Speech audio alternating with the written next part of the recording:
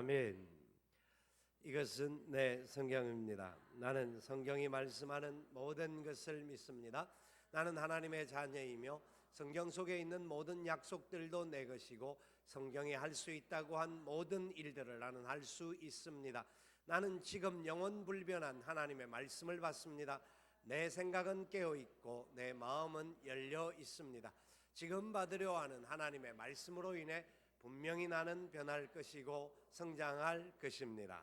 할렐루야. 아멘. 가스펠 프로젝트 7번째 말씀으로 아브라함과 언약을 맺으시는 하나님, 언약의 하나님에 대한 말씀을 같이 나누고자 합니다. 1997년 6월 1일, 지금부터 20년 전에 하나님께서 저와 저희 가정을 우리 안양석수교회 담임 목사로 보내주셨습니다. 20년이 지났습니다. 20년의 세월들이 여러 가지 상황들도 많고 여러 가지 일들도 많이 일어났지만 모든 것이 하나님의 은혜였고 하나님의 사랑이었다라고 고백하지 않을 수가 없습니다.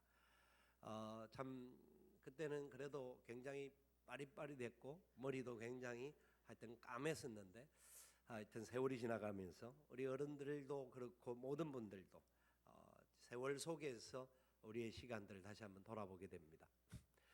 어쨌든 하나님께서 우리 교회를 사랑하시고 지금까지 인도해 주신 것에 대해서 무한 감사드리지 않을 수가 없고 그 사랑 앞에 우리는 어떻게 보답할 것인가 고백하지 않을 수가 없습니다.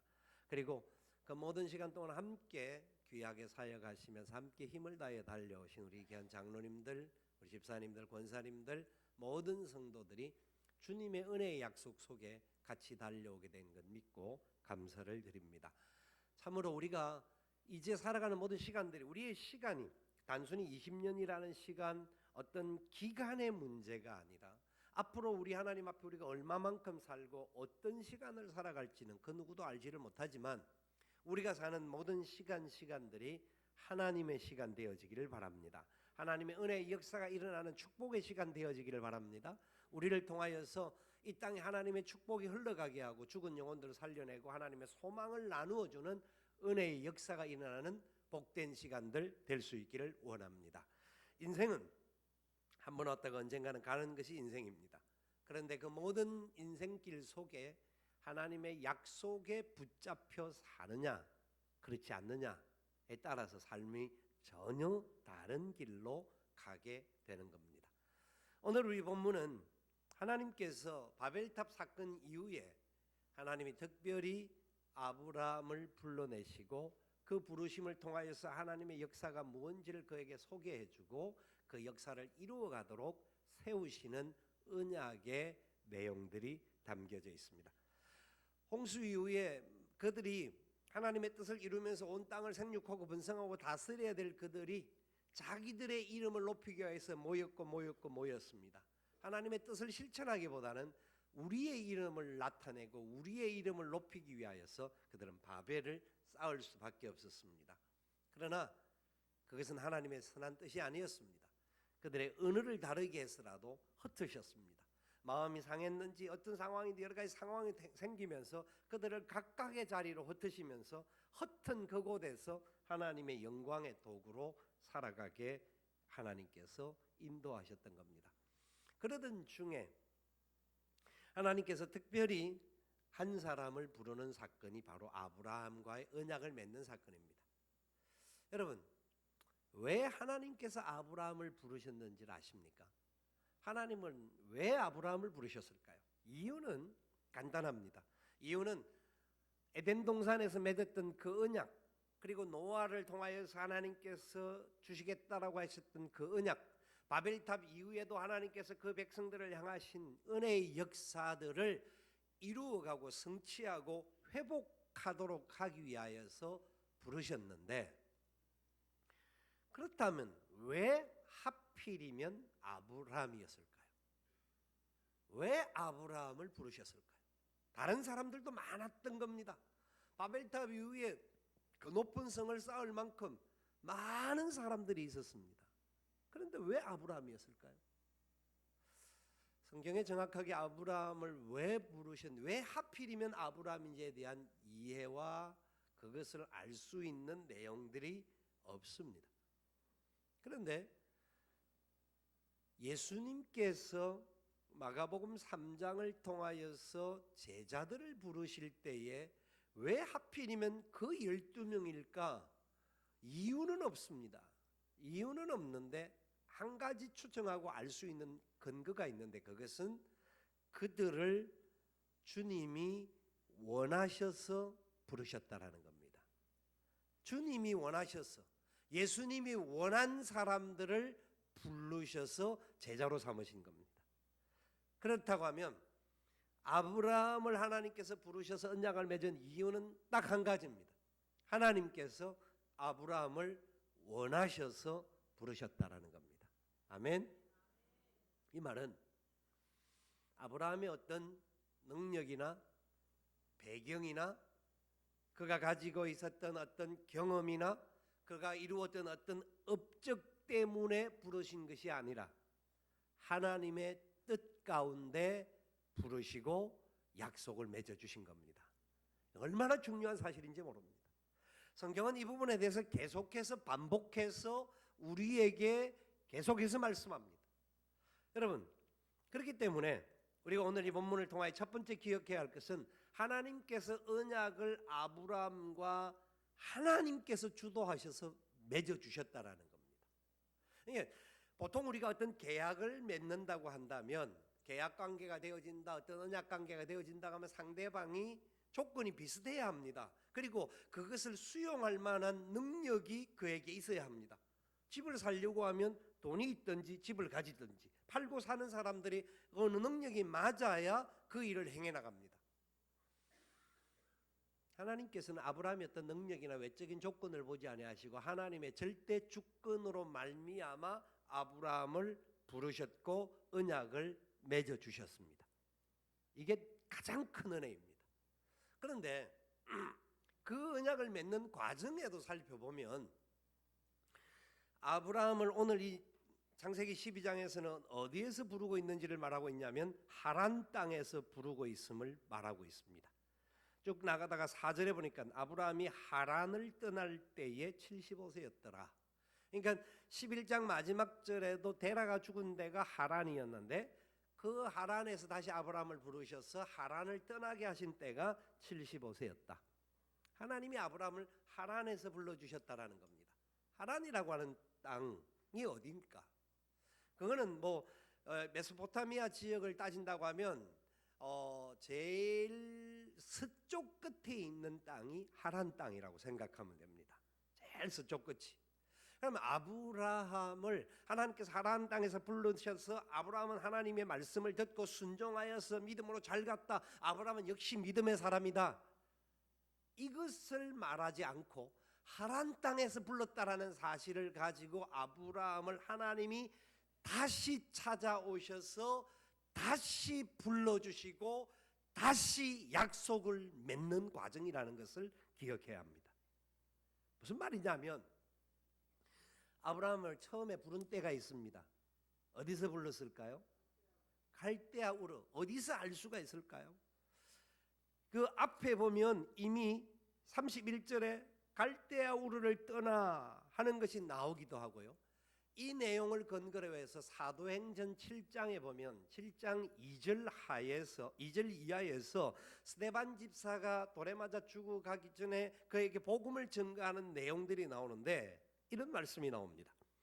스데반이 이르되 여러분 부형들이여 들으소서. 우리 조상 아브라함이 하란에 있기 전 메소포타미아에 있을 때에 영광의 하나님이 그에게 보여 이르시되 내 고향과 친척을 떠나 내가 내게 보일 땅으로 가라 하시니 아브라함이 갈대아 사람의 땅을 떠나 하란에 거하다가 그의 아버지가 죽음에 하나님이 그를 거기서 지금 너희 사는 이 땅으로 옮기셨느니라. 무슨 말씀이냐면 하나님이 먼저 아브라함에게 나타나셔서 아브라함아 내가 너에게 지시한다. 내가 지시한 땅으로 가라. 친척과 본토과 아비 집을 떠나라.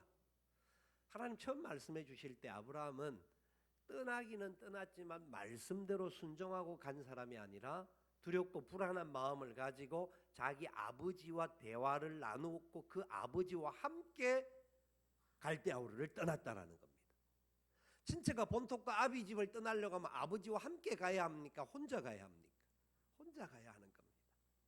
그런데 아브라함은 그 상황 속에서 하나님 말씀에 대한 확신과 믿음보다는 무언가에 대한 그것은 있기는 한데 하면서 아버지와 함께 하란 땅에 까지 갔고, 하란까지 가서 머뭇거리다가 더 이상 넘어가지 못하고 아버지가 돌아가시는 시간들이 상당한 시간이 걸렸을 텐데 그 시간까지 머뭇거리고 있는 그를 하나님 다시 찾아가셔서 아브라함아, 너의 친척 본토 아비 집을 떠나서 내가 내게 지시할 땅으로 가라.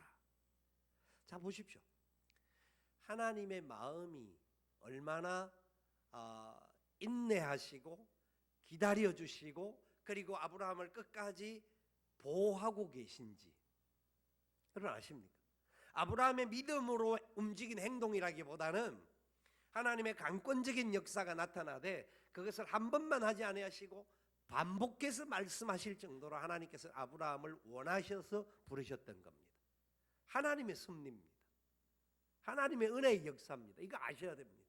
여러분 분명히 기억하는 거예요. 하나님께서 그래서 15장에도 들어가면 하란에서 하나님께서 15장 7절 말씀에 그에게 이렇게 말합니다. 또 그에게 이르시되 나는 이 땅을 내게 주어 소유를 삼게 하려고 너를 갈대아인의 우르에서 이끌어낸 여호와니라. 하나님이 말씀하기를 그걸 어디서 이끌어냈다고요? 갈대아 우르에서. 그런데 지금 아브라함은 어디에 있다고요? 하란에 있는 겁니다. 저와 여러분들에게 하나님께서 명령하십니다. 자, 너희들이 복음을 전가하기 위해서, 그래 아니 무슨 행동을 하기 위해서 저기 어느 다른 나라로 가라. 뭐 일본을 가라, 필리핀을 가라, 뭐 키르기즈로 가라, 뭐 중국을 가라, 여러 나라로 가라고 말합니다. 그 말을 듣고 뭔가 안 가면 안 될 것 같아서 겁에 질려서 가기는 가는데 가다가 인천공항에서 머무는 겁니다. 가다가 배를 타고 가야 되기 때문에 부산까지는 갔는데 더 이상 넘어가려니까 두려워서 못 가는 겁니다. 그러면 하나님께서 기가 차서 어떻게 좀 야단을 쳐야 될 텐데 또 달래시는 거예요. 아브라함아, 친척과 본토가 아비 집을 떠나라. 그래서 내가 너에게 복의 근원이 되게 하겠다. 이제 복을 주시겠다고 약속을 다시 하면서 2절 3절의 말씀에 너를 큰 민족을 이루는 복을 주고, 그러니까 자손들이 만대에 퍼지게 될 것이고 이름을 높여줄 것이다. 너의 이름이 창대하게 될 것이다. 왜? 하나님께서 하시면 된다 이겁니다. 아브라함이라고 하는 연약한 이름을 가지고 하나님께서 아브라함이라 이름 만들고 믿음의 조상이라고 만들어주시는, 원래 사람들은 자기 이름을 높이고 싶은 욕망들이 있어서 바벨탑을 쌓았지 않습니까? 그런데 하나님께서는 아브라함에게 약속을 주면서 네 이름을 내가 높여주겠다. 내가 너 이름을 높여주겠다. 창대하게 하겠다. 그리고 너로 말미암아 많은 민족이 복을 받을 것이다. 너는 복의 근원이 될 것이다. 하나님께서 아브라함에게 이 복을 얹혀주면서 지시할 땅으로 가라는 겁니다. 누가 대단한 사람일까요? 사람으로는 아브라함이 대단한 사람입니다. 끝까지 고집 부리고 하나님 말씀이라도 부딪힘이 와도 잘 못 느끼니까 못 가고 있고, 근데 하나님은 끝까지 참으시고 끝까지 원하는 사람을 통하여서 영광 받으시기 원하심을 믿으시기 바랍니다. 여러분, 우리가 왜 이 자리에서 함께 예배할까요? 제가 왜 이 자리에 서서 설교를 할까요? 20년 전에 저를 왜 하나님께서 이곳에 보내셨을까요? 여러분들은 무슨 연유로 이미 저보다 오래전부터 우리 교회에 나오신 분들이 계시는 반면에 20년 사이에 수많은 사람들이 우리 교회로 왔습니다. 왜 오셨죠? 그냥 흘러가듯이 그냥 가다가 보니까 어쩌다가 보니까 아닙니다. 하나님께서 저와 여러분을 원하셔서 이 자리로 불러주신 줄 믿으시기 바랍니다. 하나님의 계획 속에서 우리를 통하여서 이 땅에 하나님의 나라, 하나님의 영광, 하나님의 은총의 역사, 하나님의 공동체를 확산시켜 나가기 위하여서 하나님의 계획 속에 우리를 불러주신 겁니다. 우리의 부족함이 있어요. 연약함이 있을 수가 있고 모든 문제들, 아브라함과 같이 그런 약한 존재일 수 있고 잘 하나님의 말씀대로 순종하지 않는 그런 사람일 수도 있어요. 그런데도 하나님 포기하지 아니하시고 우리를 손 내밀어 주시고 우리와 끝까지 함께하기를 원하시고 우리를 통하 이 땅에 하나님의 영광의 도성을 쌓아가는 하나님의 나라 확장을 위하여 사용하기 원하셔서 우리를 이곳에 같이 불러주신 것을 믿으시기 바랍니다. 그것이 은혜입니다. 사람의 어떤 실력과 능력과 방법 여러 가지 것들에 대하여서 말할 수 있습니다만 그것 갖고는 설명이 안 됩니다. 하나님께서 에덴 동산에서 그들에게 약속하셨던 그 약속, 노아 홍수 이후에 약속하셨던 약속, 바벨탑 이후에 약속하셨던 그 약속, 아브라함에게 하셨던 그 약속을 우리에게도 허락하여 주셔서 그 약속의 삶 속에 하나님의 나라 확장, 하나님의 영광의 도구로 쓰기를 소망하여서 지금 이 시대에도 하나님은 하나님의 사람들을 부르시고 계심을 믿으시기 바랍니다. 그 은혜를 우리는 알아야 합니다. 그런데 하나님께서 이들을 부르셨는데 15장에 넘어가면 하나님께서 아브라함과 다시 언약을 구체적으로 맺는 언약의 보증을 보여주시는 내용이 나와요. 자, 아브라함을 불러주셨습니다. 근데 아브라함이 진짜 믿음으로 떠나기는 떠나는데 그 믿음이 단계가 있는 것을 봅니다. 믿음으로 걸어가는 사람이라고 하면 아브라함 하나님 말씀대로 순종했다 해서 그래서 그의 본토가 저 아비 집을 떠났다, 이런 믿음이 좋은 사람 같으면 순간순간 가서도 끝까지 믿음으로 살아가야 되는데 순간마다 연약함이 있고 흔들림이 있고 자기 아내를 누이라고 속이기도 하고 이런 내용들이 계속해서 나옵니다. 그만큼 아직 아브라함은 하나님 앞에서 완전하게 익은 존재가 못된 겁니다. 특별히 14장에서 네 나라와 다섯 나라와 전쟁을 펼치는데 그 사이에 아브라함이 있어서 전쟁을 끝내고 난 다음에 혹시라도 모르는 불안함 속에 앉아있는 아브라함에게 하나님께서 15장에 찾아오십니다. 15장 1절 이렇게 말씀하죠. 같이 읽어봅시다. 이후에 여호와의 말씀이 환상 중에 아브라함에게 임하여 이르시되 아브라함아 두려워하지 말라. 나는 내 방패요 너의 지극히 큰 상급이니라. 우리 하나님은요, 불안하고 조지하는 백성들을 찾아오셔서 반드시 말씀하십니다. 위로하시고요, 함께하여 손 내밀어 주셔서 이끌어 주시기를 원하시는 분입니다. 아브라함에게 찾아오셔서 동일하게 말씀하시는 분입니다. 나는 네 방패다. 너의 지극히 큰 상급이다. 그러니까 지금 현재 상황이 너를 둘러싸고 있는 어려움들이 있지만 두려워하지 말라. 그러니까 하나님께서 자기에게 말씀해 주시는 것을 보고 아브라함이 찬스를 얻었습니다. 여호와여, 내게 큰 민족을 이루게 하신다고 했지 않습니까? 그런데 내가 지금 자식이 하나도 없습니다. 하나님 약속은 이루어드리기를 원하는데 내가 지금 당장 자식이 없다고 하면 이 일을 이루기 원하여서 내 종 엘리에셀을 나의 상속자로 세우는 게 좋지 않겠습니까? 나름대로 아브라함은 굉장히 건강한 생각을, 인간이 할 수 있는 건강한 생각을 한 겁니다. 자기가 누리고 있는 모든 재산을 누구에게 물려주겠다고요? 종에게. 자기 종 에베네셀에게 이것을 물려주겠다라는 것은 누군가를 입양하여서 자기의 삶의 자리를 영역을 확장해 나가는 일에 쓰이겠다라고 하는 놀라운 사람으로서는 참 귀한 생각입니다. 그런데 하나님께서는 아브라함에게 그렇게 말씀하지 않습니다. 아니다 아브라함아, 네가 그 마음은 내가 알겠지만 네 몸에서 날짜가 너의 상속자가 될 것이다. 다시 약속을 보증을 하십니다. 그러면서 다시 아브라함을 끌고 나가면서 말을 합니다. 15장 4절 5절 말씀 같이 읽어봅시다. 여호와의 말씀이 그에게 임하여 이르시되 그 사람이 내 상속자가 아니라 내 몸에서 날짜가 내 상속자가 되리라 하시고 그를 이끌고 밖으로 나가 이르시되 하늘을 우러러 무뼈를 셀 수 있나 보라. 또 그에게 이르시되 내 자손이 이와 같으리라. 아멘. 하나님 다시 약속을 보증해 주십니다. 보증해 주시는데 아브라함이 6절에 보니까 여호와를 믿었다고 이야기합니다. 아브라함이 그 말씀을 믿은 거예요. 아멘. 아브라함 믿었다. 믿은 것을 보고 하나님께서 아브라함을 의로 여겨 주셨다고 말씀하셨어요. 하나님이 인정해 다시 한번 그래 참 좋다, 네가 믿음을 갖는다 인정을 해 주셨어요. 그러면서 하나님께서 다시 그에게 확정을 시킵니다. 보증을 확정을 어떻게 시켰냐면 그 당시 사람들이 계약을 맺을 때 확정을 싣는 방법은 짐승을 잡아가지고 반을 나눕니다. 반을 나누는 것은 짐승을 죽인 거죠. 죽인 사이에 사람들이 같이 지나가는 겁니다. 이유는 두 사람이 들어갔는데 약속을 지키지 않으면 어떻게 된다? 짐승을 죽이듯이 죽여도 괜찮다.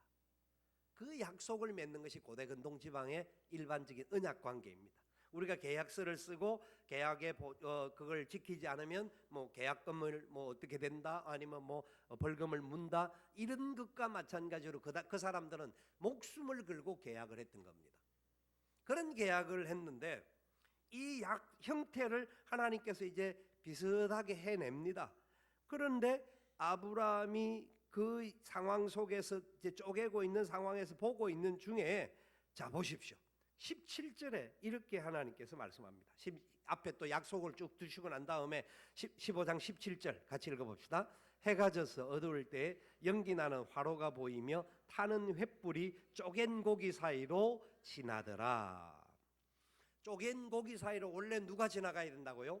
약속을 한 두 당사자가 지나가는 겁니다. 그런데 지금 그 쪼갠 고기 사이로 누가 지나갔다고요? 누군지는 알 수 없는데 타는 횃불이 지나갔다라는 겁니다. 그죠? 맞습니까? 성경을 보시나요? 예, 보시죠. 예.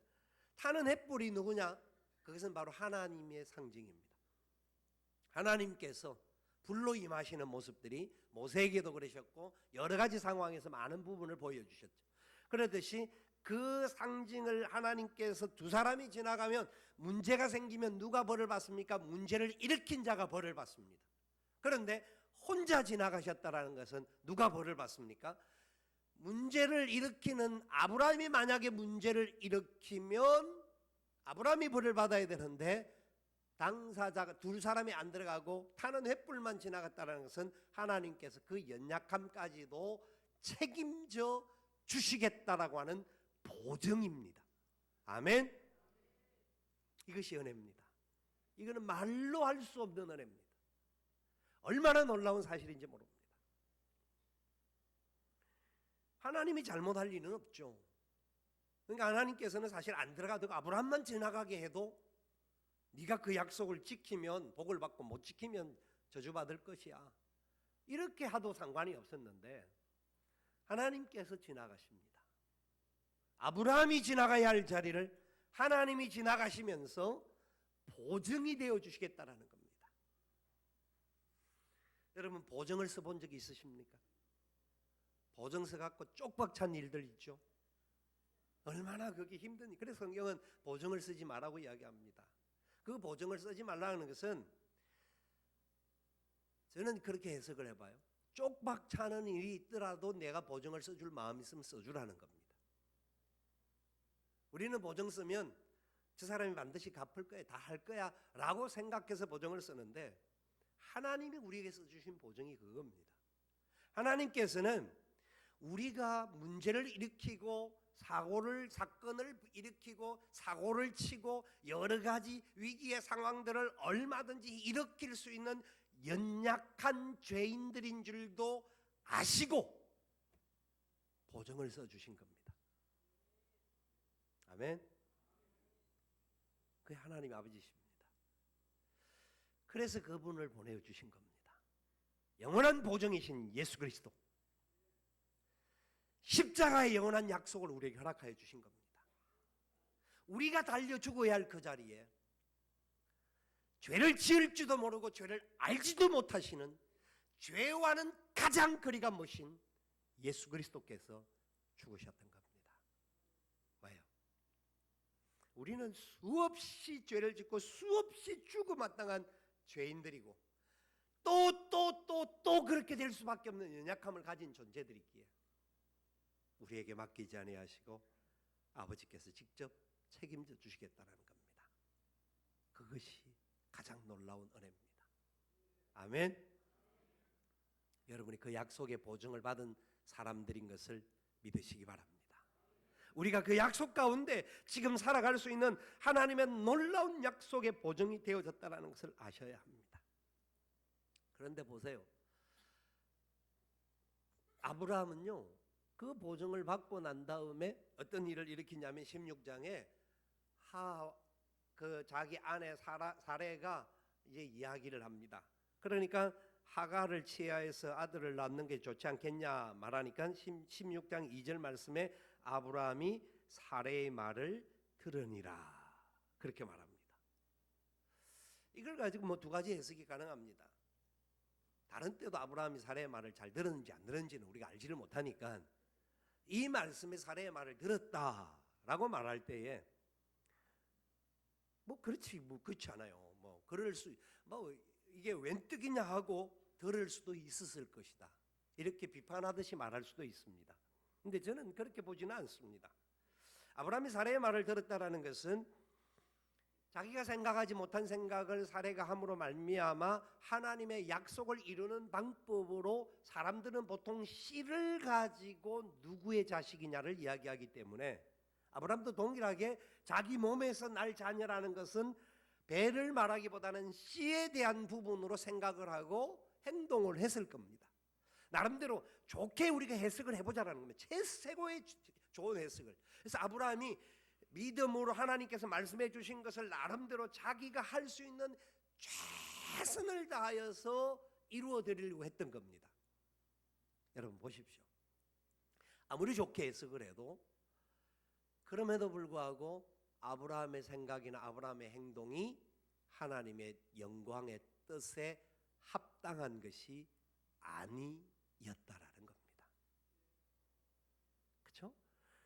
아브라함은 최선을 다해서 하나님 약속을 주셨으니까 약속의 보증을 붙잡은 사람답게 그렇게 행동을 했을지 모릅니다. 그건 정확하게 우리가 뭐라고 말할 수는 없어요. 그러나 그럼에도 불구하고 그 하나님의 온전한 신뜻이 그를 통하여 온전히 이루어진 것이 아닌 거예요. 하물며 저와 여러분들이 살아가는 순간순간에 우리가 믿음으로 행동한다, 하나님 말씀 붙잡고 행동한다 하면서 그게 진짜 믿음으로 행동하는 건지 내 욕심에 의하여서 행동하는 건지 모를 때가 참 많습니다. 아니 진짜로 하나님의 뜻을 이루지 못하고 내 욕심과 욕망과 내 어떤 이름을 위하여서 행동할 때가 우리는 굉장히 많습니다. 믿음으로 말한다고 하고 믿음으로 행동한다고 함에도 불구하고 사람들을 힘들게 하고 어렵게 하고 연약함을 만들 수 있는 요소가 우리에게는 있습니다. 여러분 그럼에도 불구하고 하나님이 저와 여러분들을 보증해 주셨음을 믿으시기 바랍니다. 그런 연약한 존재임에도 불구하고 하나님 포기하지 아니하시고 아브라함을 계속해서 반복해서 불러주시고 하나님 혼자 책임져 주시겠다고 약속해 주셨고 보증해 주셨음을 우리에게도 동일하게 말씀하고 계심을 믿으셔야 합니다. 이 하나님의 보증에 대한 온전한 확신이 없이는 우리의 삶은 흔들릴 수밖에 없어요. 그런 아브라함이 생각을 해서 이제 그 행동을 해가지고 아들을 얻습니다. 얼마나 좋았겠습니까? 86세의 나이에 아브라함이 이스마엘을 낳습니다. 16장 16절에 그렇게 나옵니다. 16장 17절에 86세의 이스마엘을 낳았다. 자 17장 1절 같이 읽어봅시다. 아브라함이 99세 때에 여호와께서 아브라함에게 나타나서 그에게 이르시되 나는 전능한 하나님이라 너는 내 앞에서 행하여 완전하라. 16장 16절과 17장 1절 사이에는 몇 년 공백이 있습니까? 13년, 만으로 13년 되겠죠? 풀로 13년의 공백이 있습니다. 우린 뭐 시간 계산을 따지면 14년이겠지만 그 첫 해부터 하면 왜 13년의 공백이 있었을까요? 뭐 말이 기록되어 있지 않지만 추측이 가능합니다. 86세의 아들을 낳았으면 얼마나 좋았겠습니까?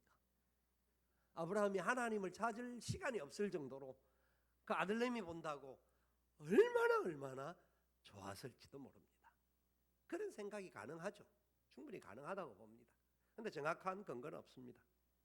그런데 그러면 왜 하나님께서 13년이 아니라 더 전에도 부를 수도 있고 더 후에도 아브라함에게 찾아올 수 있었을 텐데 왜 하필이면 그러면 99세 때냐? 왜 13년 만에 찾아오셨느냐?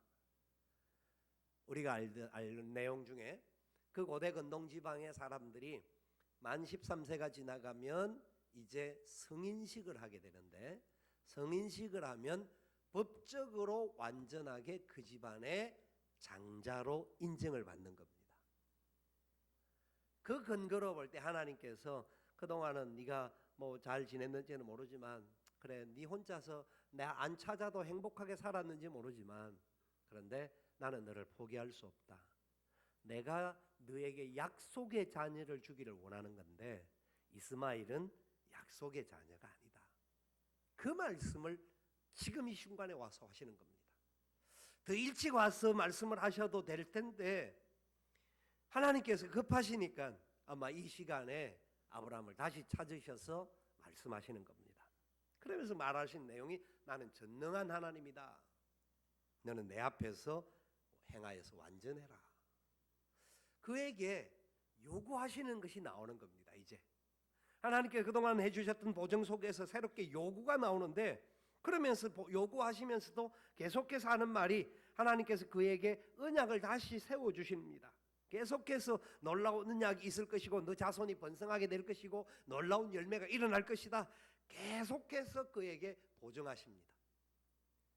보증하시면서 내 앞에서 행하여 완전하라고 명령하시는 하나님께서 아브라함에게 이것을 지키라고 9절 10절에서 말씀하는데 자 17장 10절부터 11절 두 절을 같이 한번 읽어봅시다. 너희 중 남자는 다 할례를 받으라. 이것이 나와 너희와 너희 후손 사이에 지킬 내 언약이니라. 너희는 표피를 베어라. 이것이 나와 너희 사이에 언약의 표징이니라. 아브라함에게 하나님께서 행하여 완전하라고 명령하시면서 언약의 표징을 가져야 된다고 말합니다. 표징이 있어야 된다. 하나님께서 언약의 보증이 되어주시고 언약을 시작해 하셨고 다 하나님이 그렇게 해주셨는데 이제 아브라함에게 지금 이 순간부터는 네가 언약의 표징이 있어야 되는데 그 표징이 뭐냐? 할례를 받는 것이다. 표피를 자르는 일입니다. 자, 이 사람들에게 있어서 할례를 행한다, 표피를 자른다 하는 의식은 이 의미는 생식기를 자르는 내용입니다. 생식기를 자른다라는 것은 그 사람이 죽게 되는 것이고 뿐만 아니라 그 사람을 통해서는 생명이 태어날 수 없다라는 상징입니다. 생식기를 자르는 거예요. 그런데 하나님께서 그 할례의 표징을 그에게 행하게 하시는 거예요. 자, 아브라함은 이 할례를 하지 않아도 아브라함이나 사레가 이제 99세고 사레가 89세니까 더 이상 아이를 낳을 수 있는 힘도 없었던 사람이었습니다. 그런데도 하나님은 표징을 행하라고 말하는 겁니다. 표징을 행하라. 할례를 행하라. 왜요? 하나님께 도장을 확실하게 찍게 하시는 겁니다. 확실하게. 로마서 4장 18절 이하에서 이렇게 아브라함에 대한 고백을 바울은 합니다. 아브라함이 자신의 몸에 죽은 것 같음과 사라의 태가 죽은 것 같음을 알고도 믿음이 약하여지지 아니하였다. 하나님의 언약의 표징이 할례로서 표현되어졌지만 우리가 물로 세례를 받는 세례와 할례를 같은 개념으로 이해를 하게 합니다. 그런데 사람들이 우리가 수없이 세례를 받고 믿음으로 살아간다고 함에도 불구하고 수없이 우리는 실패하고 좌절하고 낭망할 수 있는 존재들입니다. 그런 우리들에게 아브라함에게 찾아가셨던 하나님이 동일하게 말씀합니다. 너희들은 어떤 언약의 표징을 붙잡고 있느냐? 언약의 표징을 어떻게 알고 있느냐? 여러분들은 어떤 언약의 표징을 가지고 계십니까? 아브라함이 행했던 할례, 육체에 행한 할례, 그것이 아니라 우리의 마음에 행하는 할례, 우리 하나님께서 우리와 함께 하시는 그 할례의 의미가 무엇인지를 믿음으로 고백할 수 있어야 합니다. 진짜 우리 믿음을 확인해 보아야 하는 것이 바로 이 할례요 그리고 언약의 표징을 받는 겁니다.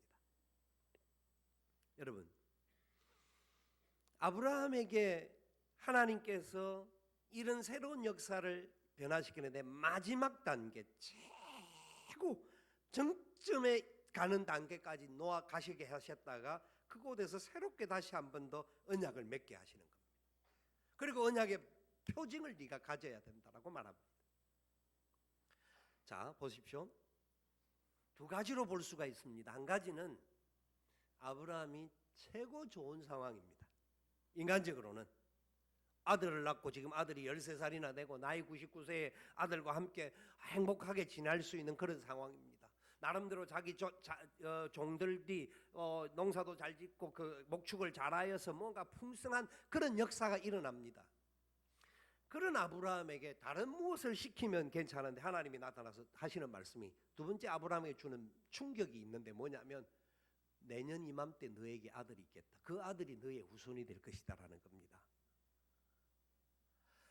앞에 부분에 뭔가 다른 일을 하라고 하면 충분히 가능할 것 같은데 하나님께서 도무지 가능할 수 없는, 도무지 상상조차도 할 수 없는 내년 이맘때에 너로 말미암아라고 지금까지는 아브라함만 이야기한 것 같은데 17장에서는 구체적으로 사라의 몸에서 아들이 나올 것이다. 이것은요, 제가 한번 이렇게 상상을 해봤습니다. 이게 어떤 상황일까? 저 혼자 생각한 1m, 1m의 공간 안에 사방이 다 막혀 있고 하늘도 다 막혀 있고 빛이라고는 들어오지 않는 그런 공간 안에 있는, 내일이 아니 다음 시간이 어찌 될지 모르고 몇 시간 이후에는 그냥 너무 캄캄하고 그 안에 갇혀 있는 상황에 손차 질식하여 죽을 수밖에 없는 사람에게 하나님이 약속을 하기를 네가 천하 만민의 축복의 근원이 될 것이다. 너로 말미암아 땅의 사람들이 복을 받을 것이고 너로 말미암아 많은 민족이 세워질 것이고 너를 통하여서 이 땅에 풍성한 열매가 일어날 것이다. 그럴 때 여러분들은 그렇게 대답할 겁니다. 아멘, 할렐루야. 그렇지 않죠. 그렇게 못하죠. 하나님, 이 방에서나 꺼내주고 나서 말하세요. 이 문제가 해결되고 난 다음에 하나님 그 약속을 주셔도 될 판인데 저 그거 도무지 제가 어떻게 합니까? 여러분 그렇게 말하지 않겠습니까? 우리가 생각은 계산을 하고 여러 가지 방법을 찾아내고 그러면 뭔가 이루어질 것 같지만 하나님께서는 막차를 떠나게 하고 난 다음에 응답을 주실 때가 있습니다. 도무지 인간의 힘으로는 도무지 이젠 더 이상 안 된다, 막차가 떠났다 싶었는데 하나님이 헬리콥터를 보내줄 수도 있습니다. 아멘. 하나님 비행기를 보내주실 수도 있는 거예요. 사람의 생각에는 도무지 안 보이는 상황에도 하나님은 전능자임을 믿으시기 바랍니다. 하나님이 그래서 우리에게 요구하기를 너는 나 앞에서 완전해라, 표징을 가져라.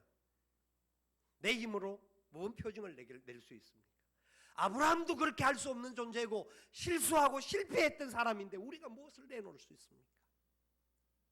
우리 힘으로 내놓을 것 없지만 예수 그리스도의 십자가의 은혜를 받은 우리기에, 그 십자가의 사랑 가운데 살아왔던 우리들이기에 나의 연약함을 아시고 부족함을 아시고도 여전히 끝없이 사랑하시며 이 땅에서 하나님의 영광의 도구로 축복의 통로로 우리를 사용하기를 원하시는 그 하나님의 사랑 앞에 나는 약하지만 주님은 강하신 줄 믿습니다.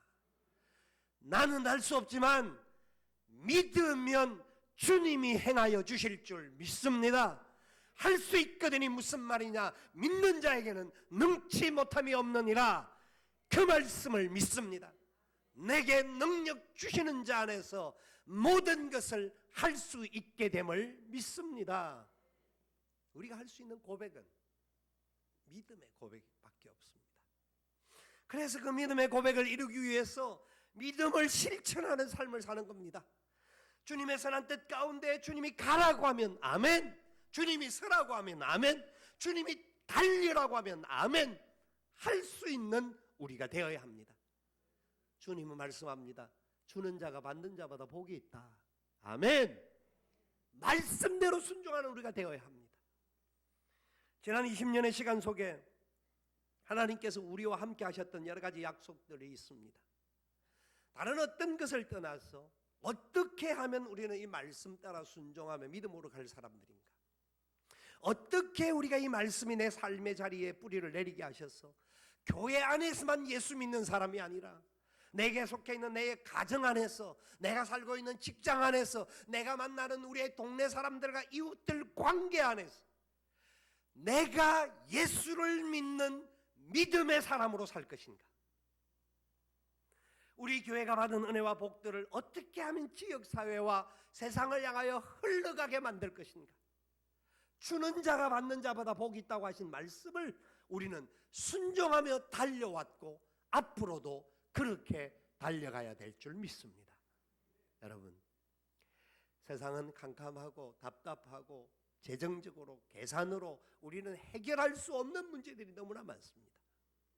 그러나 주님이 원하는 뜻에 붙잡혀 믿음으로 걸어가면 천지 만물의 주인께서 하늘의 별과 같이 바다의 모래같이 뿐만 아니라 우리 이름을 창대하게 높여주실 뿐만 아니라 또 우리를 통하여서 모든 민족 모든 열방들이 복을 받게 하신다고 약속하셨습니다.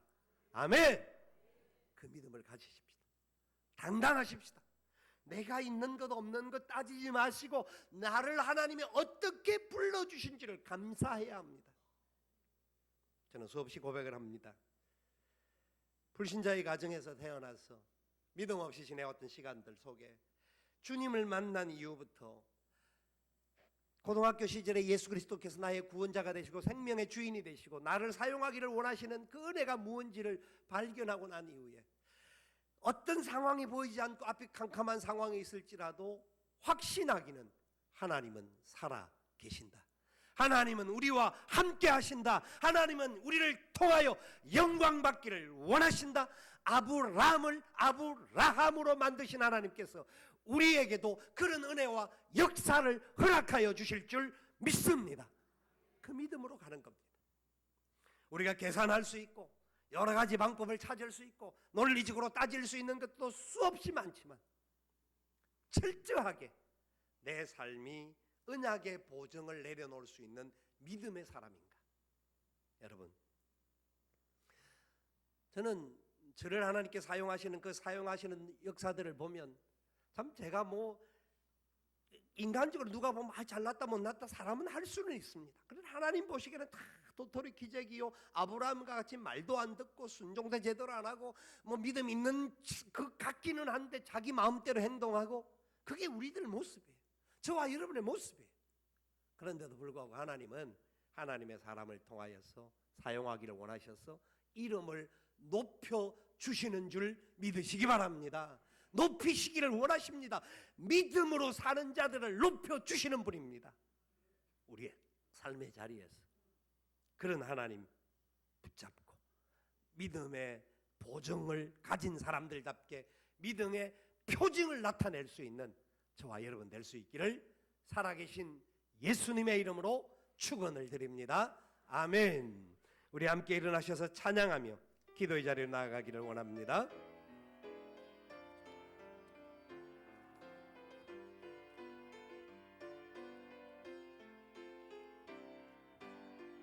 하나님 한 번도 나를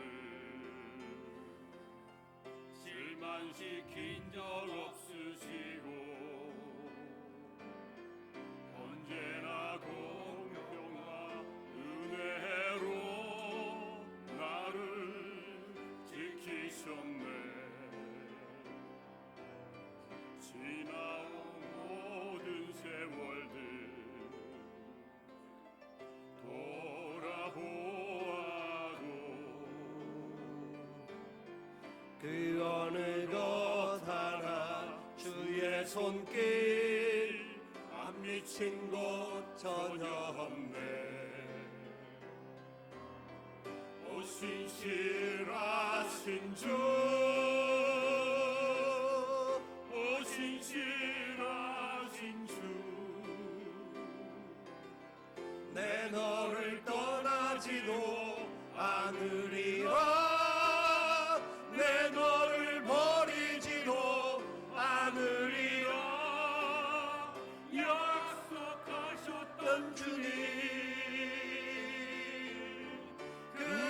약속을 지키사 이후로도 영원토록 나를 지키시리라 확신하네. 하나님 한 번도 나를